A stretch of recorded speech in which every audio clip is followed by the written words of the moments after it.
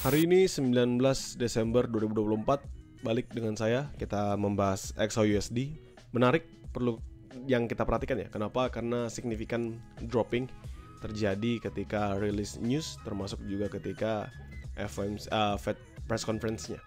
Dan menurut saya ini akan menjadi patokan baru bagi kita untuk entry ketika kita ngeliat dalam daily-nya. Kita balik ke Saxo, kita ngomongin di daily, dan kalau misalnya kita lihat di daily yang confirm adalah patokan saya yang kedua, yaitu dia mengalami drop signifikan, bisa nyentuh sampai 2500-an, dan dia balik memang ke 2580-an kembali.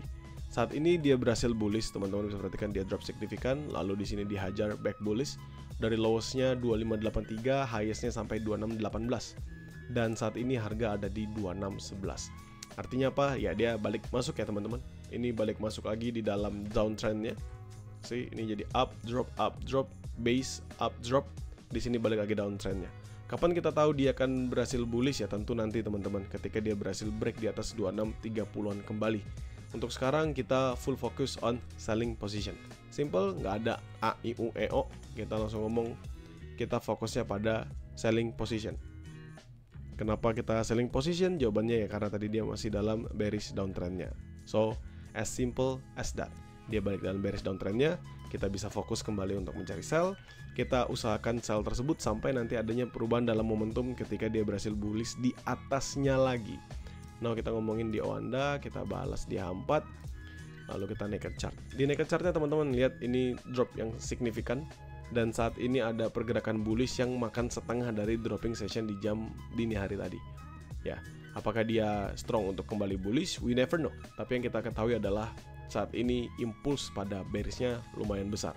Kalau kita ngomongin base, tentu base-nya ini baru di breakout, teman-teman bisa lihat ini kan base yang kemarin.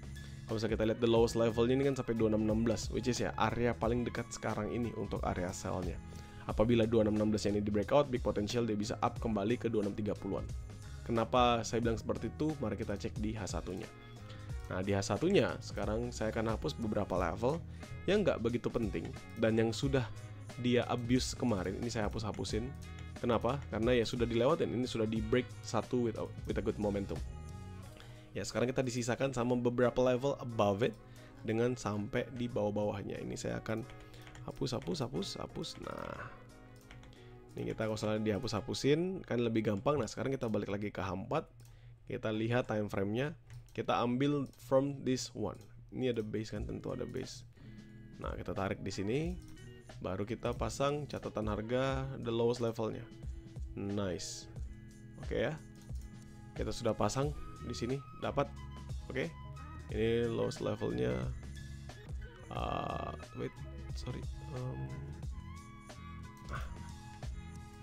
Ini saya taruh gini dulu aja. Sip ya teman-teman, kalian sudah bisa ngeliat this is the lowest level yang dia berhasil break.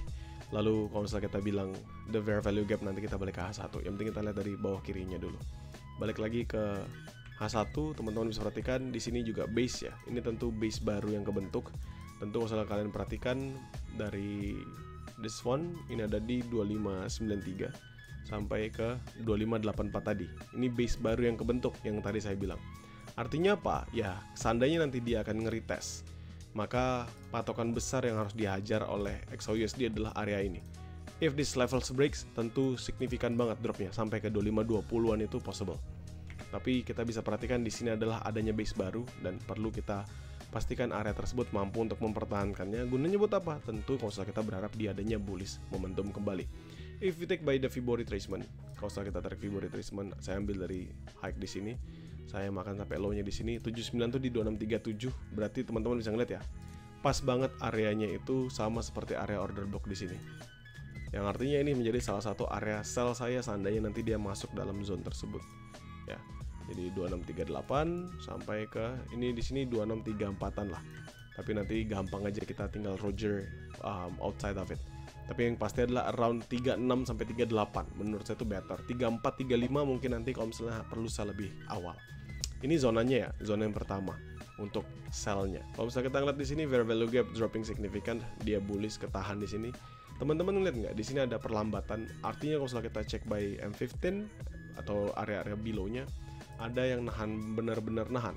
Ini saya ganti menjadi garis, teman-teman bisa ngeliat di level mempertahankan XAUUSD untuk nggak break lebih tinggi lagi. Ini saya tarik prices di sini. Nah, 261919, 2617. Lalu di bawahnya sini adalah 261424. Saya balikin candle, teman-teman bisa perhatikan ya. Di sini ada yang menarik sekali, dia up tinggi ke 2618, lalu dia tertahan lagi lama di bawah. Kalau misalnya saya sih sederhana teman-teman, saat pembentukan seperti ini, yang kita bisa perhatikan apa? Yang kita bisa perhatikan adalah tentu pergerakan dari market ini melambat. Tidak ada perubahan yang signifikan, namun dia saat ini sedang nge-retest. Artinya, kalau misalnya kalian lihat di sini, ini kan ada 2614 sampai 2619 ya, 2619 sih. Jadi 19-nya mendekati ke 2620, tapi saya patok 2619 saja. Kalau kalian lihat di sini, ini akan menjadi salah satu key level ya. Salah satu level yang lumayan penting. Kenapa? Karena dia pasti akan bergerak lumayan lambat di sini. Ketika dia berhasil break 2620 ini, maka big potential dia akan menyentuh sampai ke 2630-an. Ini normalnya. Artinya apa? Artinya 3 area ini 14, 17, 20 lah maksudnya ini ya. 2619.9 ini menjadi area supply minor barunya. Ya, supply minor barunya. Kenapa? Tentu karena teman-teman bisa perhatikan dia tertahan sebelumnya ketika dia drop di sini. Dia lumayan lama di sini. 1, 2. Ini dua candlestick M15 dari jam 02.15 ini 02.15 sampai 02.30. Akhirnya dia nextnya going drop signifikan.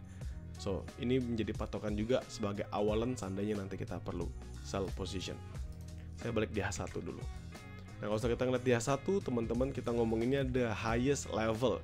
Ada nggak highest level yang dia hit? Tentu ada, teman-teman. Ini kan dia hit sekali highest level 2618 ya, sih.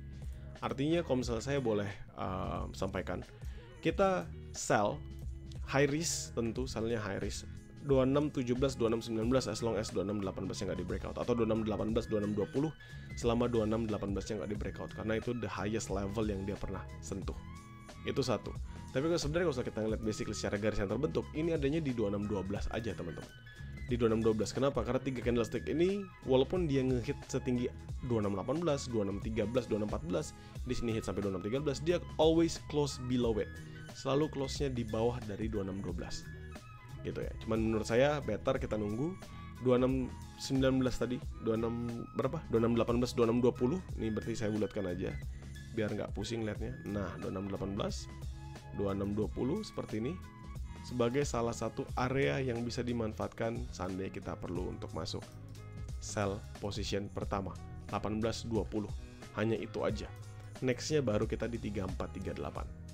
Ya, nanti zonanya lebar tapi paling dekat ke 37. So almost 37 39 lah, 2637 2639 untuk sellnya.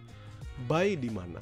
Nah, kalau misalnya kita ngomongin buy, tentu kalian ngeliat di sini dalam lower time frame seandainya saya ngambil M15, di sini ada swing high dan swing low yang kalian bisa perhatikan ya. Yaitu within this one, swing high, ajar sampai sini, swing low-nya 79-nya jauh di bawah teman-teman. Ketemunya areanya adalah area-area base yang baru tadi di sini. Ini base 79, jadi dia up, gap sedikit, bullish up. Teman-teman bisa perhatikan ya. Dia up, ini satu candlestick momentum, lalu ketahan, dia nggak berhasil lagi drop di bawah ini, dan dia going up only. Yang usah kita perhatikan, area tersebut tentu adalah di area yang sama. Di area yang sama, yaitu di berapa? 2590-an ini. Artinya apa ya? Still far away lah, masih jauh. Jadi sekarang yang bisa saya sampaikan, buy terdekat saya akan ada di 2593, 2591. Selama 2593-nya nggak di breakout di H1. Buy kedua saya itu nanti di 2584 ini. Jadi buy ada dua level, 93, 91, 84 sampai ke 82. Dua level untuk saya buy. Selebihnya seandainya dia berhasil break, saya akan sell continuation. Sell pertama itu ada di 2618, 2620. Ini hitungan saya sih scalping sih. At least better buat scalping lah. Scalping only as long as 18 yang nggak di breakout. Dan nanti nextnya adalah di order block 3438 ini. Jadi makan di 34 dulu, 3436, baru nanti nextnya 3739 untuk makan sellnya. Itu adalah dua area sellnya saya. Dan nggak banyak yang bisa diperbincangkan karena pasti movementnya di sini-sini aja. Mungkin nanti malam news waktu GDP ini yang akan menjadi hal menarik ya buat kita perhatikan dan bisa mendorong perubahan yang signifikan di dalam market. Untuk sekarang yang teman-teman ketahui adalah ini bearish, ya tentu ini sudah bearish.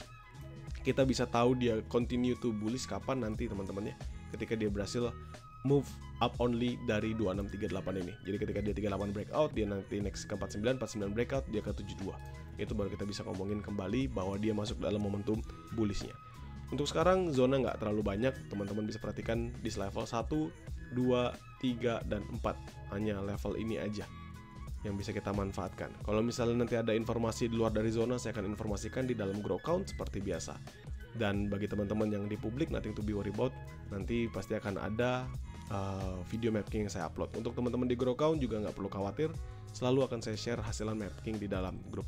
So thank you, jadikan mapping ini sebagai referensi, sesuaikan lagi dengan metode trade yang kalian jalankan.